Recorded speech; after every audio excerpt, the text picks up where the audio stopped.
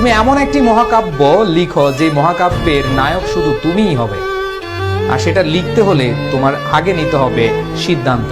যারা সিদ্ধান্ত নিতে পারবে তারাই এগিয়ে যাবে, আর সারা সিদ্ধান্ত না নিয়ে এদিক সেদিক খালি ঘুরবে, তারা ভালো করতে পারবে না। প্রতিটা সাকসেসের পিছনে অনেক ব্যর্থতা থাকে।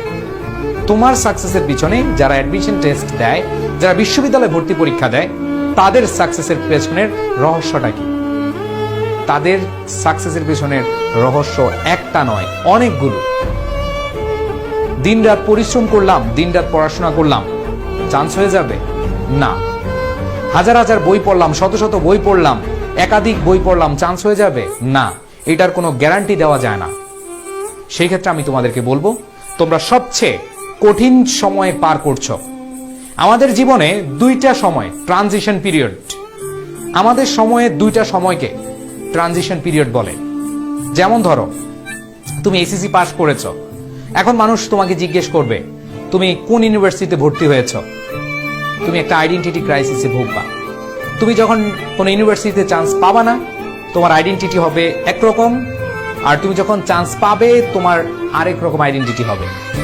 এইচএসসি পরীক্ষার পরে রেজাল্ট জিজ্ঞেস করবে গুটি কয়েকজন মাত্র, আর প্রতিষ্ঠান জিজ্ঞেস করবে এরকম হাজার হাজার মানুষ।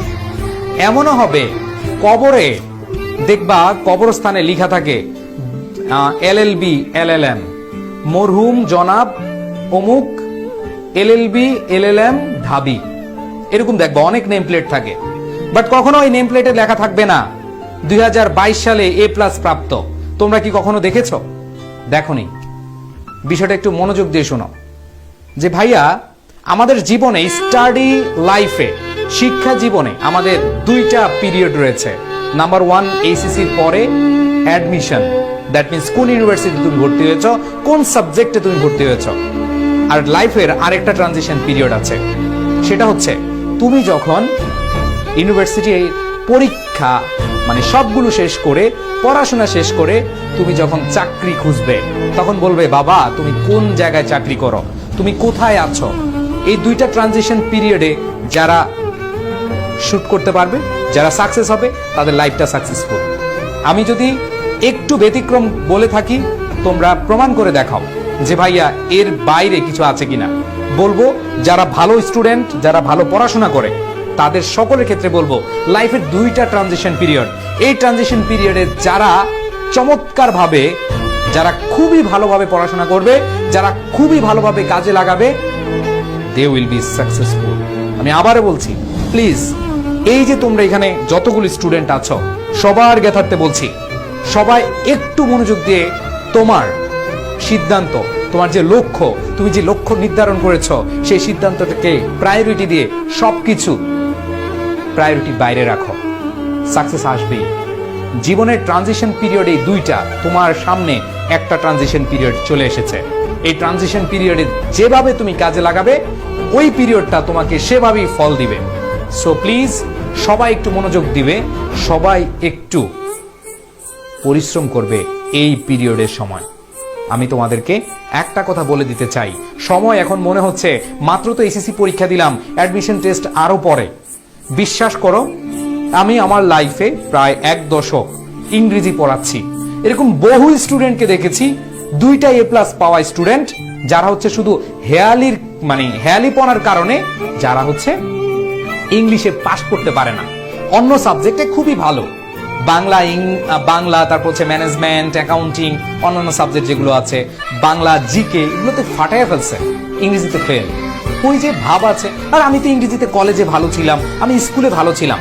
প্লিজ এই ট্রানজিশন পিরিয়ডে ন্যূনতম ছাড় দিবা না নিজের লক্ষ্য বাস্তবায়ন করার ক্ষেত্রে।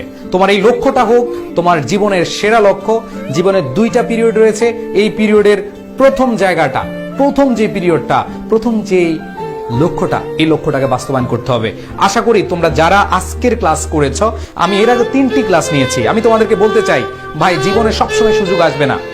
এরকম অনেক শিক্ষার্থী আছে যারা এই এসএসসি পরীক্ষায়, মেট্রিক পরীক্ষায় 3.61, 3.63 মানে 3.5 পেয়েছে। এরকম বহু স্টুডেন্ট আছে যারা কিনা ঢাকা বিশ্ববিদ্যালয় সহ অন্যান্য বিশ্ববিদ্যালয়ে বিভিন্ন বিভাগে পড়তেছে।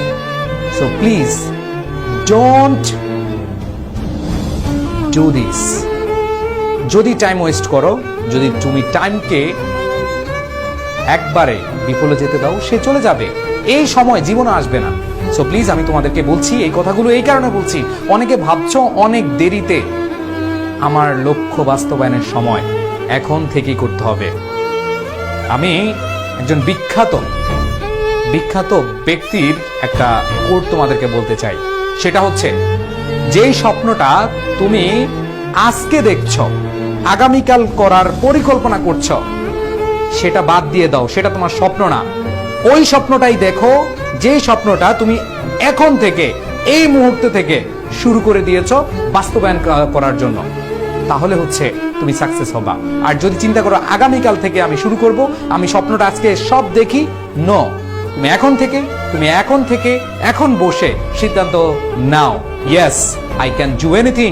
সো এটা যদি করতে পারো, ইনশাল্লাহ ভালো কিছু করতে পারবে। ওকে, সো আমরা আজকের মতো এখানেই ক্লাস শেষ করছি। আমরা পরবর্তী ক্লাস আগামীকাল 6টা ইনশাল্লাহ, আল্লাহ যদি আমাকে বাঁচিয়ে রাখেন আমি নিব। বাট আমি বলে রাখছি, যারা ক্লাসে ঠিক মতো আসবা না, আমি কিন্তু এরপরে প্রাইভেট গ্রুপে ক্লাস নিব, আমি অন্য এইভাবে পাবলিকলি নিব না। সবাই ভালো থাকবে, সবাই সুস্থ থাকবে, সকলের প্রতি শুভকামনা জানাচ্ছি। তোমাদের সকলের স্বপ্ন পূরণের সারথি হয়ে থাকতে চায় তোমাদের মহসিন ভাই। আল্লাহ হাফেজ, আসসালামু আলাইকুম।